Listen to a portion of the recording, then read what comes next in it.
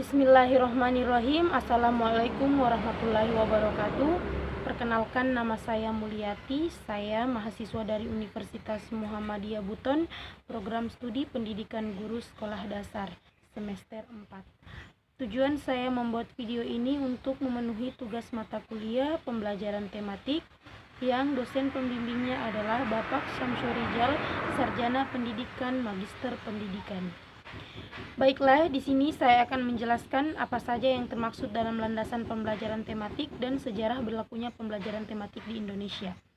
Yang pertama, di sini saya akan menjelaskan apa itu pembelajaran tematik. Pembelajaran tematik merupakan pembelajaran bermakna bagi siswa. Pembelajaran tematik lebih menekankan pada konsep belajar sambil melakukan sesuatu. Oleh karena itu, guru harus merancang pengalaman belajar yang akan mempengaruhi kebermaknaan belajar siswa. Pengalaman belajar menunjukkan kaitan unsur-unsur yang menjadi proses pembelajaran lebih efektif. Pembelajaran tematik adalah pembelajaran terpadu yang menggunakan tema untuk mengaitkan beberapa mata pelajaran sehingga dapat memberikan pengalaman yang bermakna kepada siswa. Dan di sini yang dimaksud dengan tema adalah pokok pikiran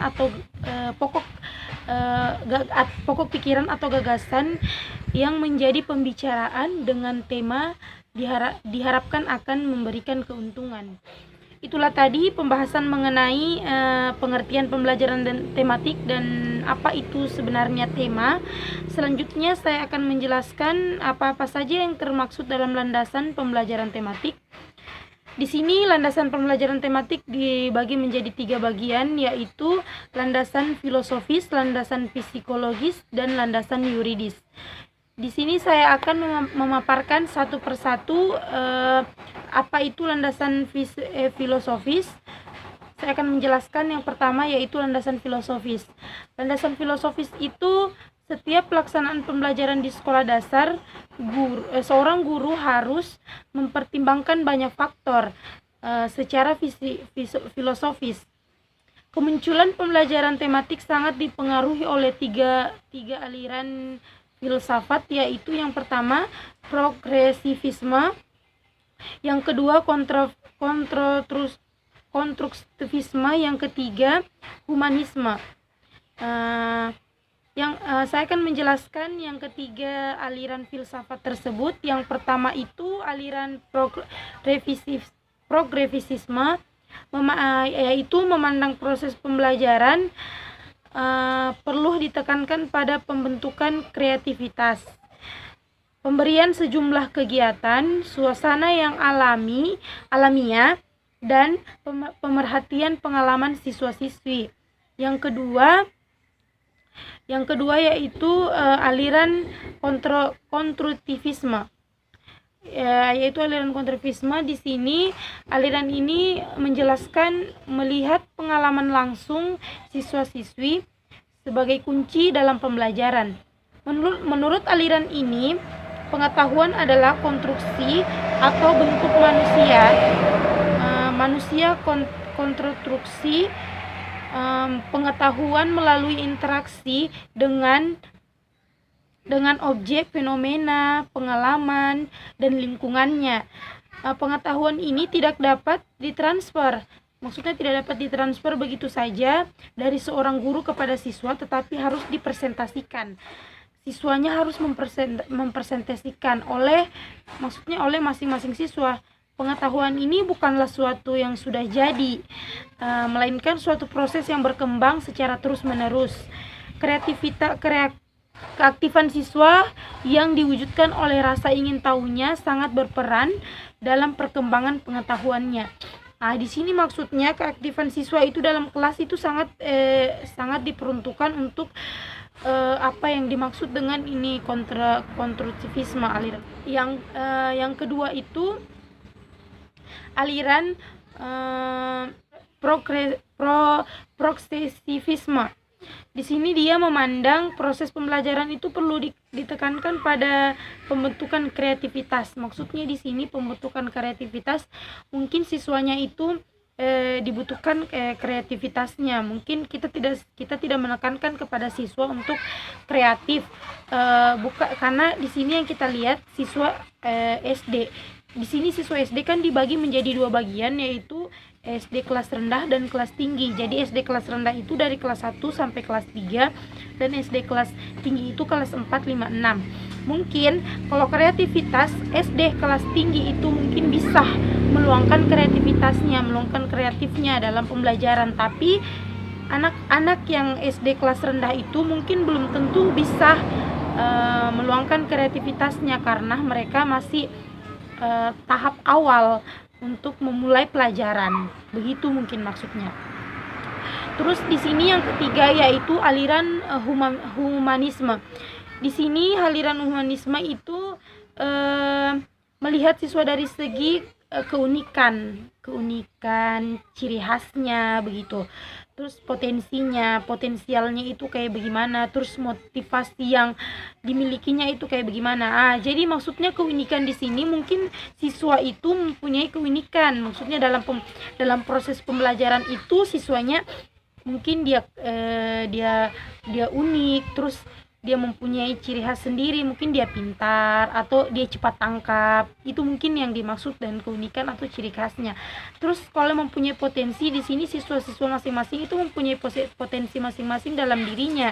Maksudnya potensi apa yang dimiliki. Jadi mungkin setiap siswa itu memiliki masing-masing potensi dalam setiap mata pelajaran. Mungkin mata pelajaran matematika siswa ada memiliki potensi yang lebih dalam pembelajaran matematika, tapi dalam pembelajaran lain dia tidak terlalu menguasai. Biasa ada siswa yang kayak begitu. Maksudnya dia hanya menekankan pada satu mata pelajaran saja. Terus yang ketiga itu motivasi yang dimilikinya. Nah, motivasi itu kita bisa ada 2 faktor, yaitu motivasi internal dan eksternal.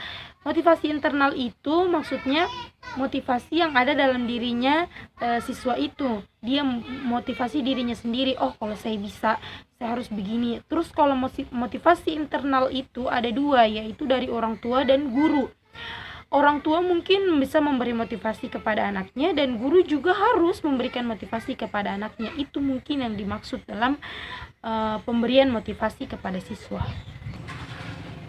Nah, berdasarkan landasan filosofi yang telah dijelaskan di atas, kita dapat memahami bahwa secara fitrah siswa memiliki bekal atau potensi yang sama dalam upaya memahami sesuatu, sehingga implikasi wawasan tersebut dalam kegiatan pembelajaran itu terbagi menjadi beberapa macam, yaitu guru bukan merupakan satu-satunya sumber informasi. Maksudnya di sini guru bukan satu-satunya sumber informasi adalah kita bisa lihat sekarang sumber informasi itu kita dapat bukan hanya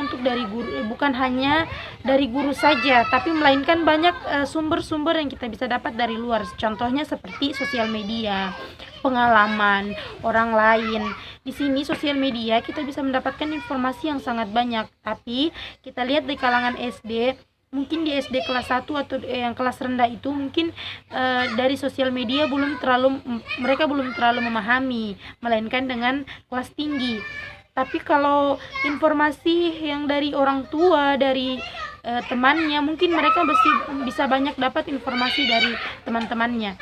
Yang kedua, siswa dapat disikapi sebagai subjek belajar yang secara kreatif mampu menemukan pemahaman sendiri.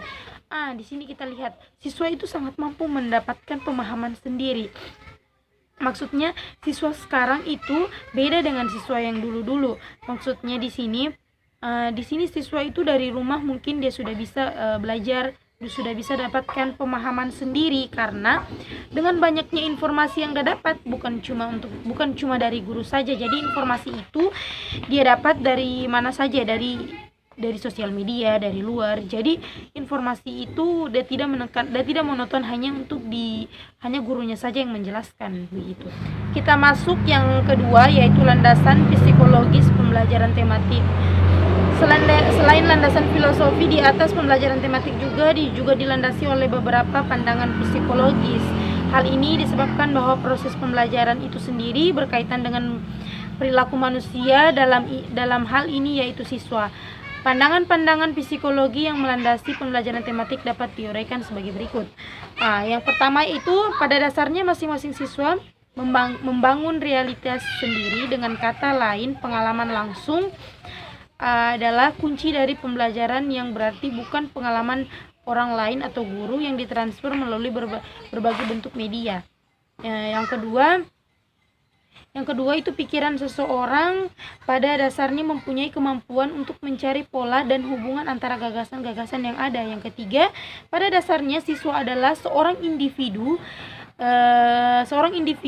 dengan berbagai kemampuan yang memiliki dan mempunyai kesempatan untuk berkembang. Yang keempat, keseluruhan perkembangan anak adalah terpadu dan anak melihat dirinya dan sekitarnya secara utuh. Yang kelima, landasan praktis juga diperlukan dalam pengembangan pembelajaran tematik.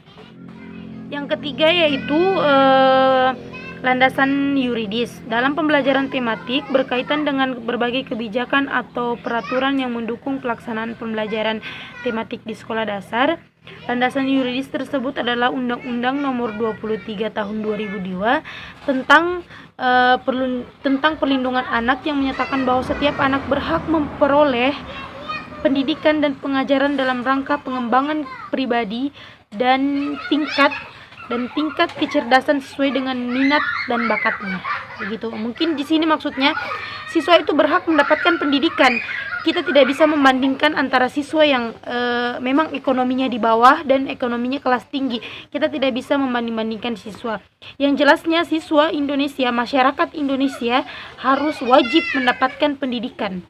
Karena sudah tertera dalam Undang-Undang Nomor 23 Tahun 2002 bahwa setiap anak berhak untuk mendapatkan pendidikan. Jadi di sini kadang kita lihat anak itu banyak yang tidak mendapatkan pendidikan hanya karena dengan biaya atau uang. Di sini jadi banyak anak-anak, kenapa banyak anak-anak yang tidak mendapatkan pendidikan? Karena mungkin faktor ekonomi, faktor yang lain.